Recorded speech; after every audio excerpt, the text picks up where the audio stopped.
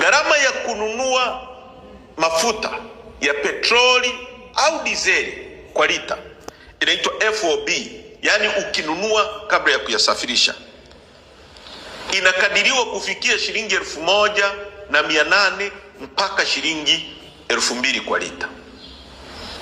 Gharama ya kusafirisha ambayo ni freight and insurance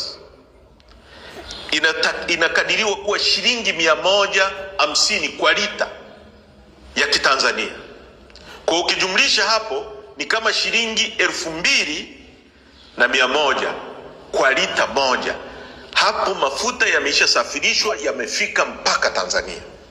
Kwa hiyo ndio bei ambayo ilipaswa kuwa inauzwa pump price, kama kusinge kuwa na tozo na kodi mbalimbali. Sasa kwa nchi yetu, ukichukua jedwali la tozo na ushuru mbalimbali na kodi, zinakadiriwa kufikia 16. Kwa mfano, petroleum levy kuna takriban shilingi 400. Ushuru wa bidhaa, yani excise duty, takriban shilingi petroleum levy ni shilingi 300. Ushuru wa bidhaa, yani excise duty, kuna shilingi 400. Fuel levy takriban shilingi 500. OMC margin shilingi 300.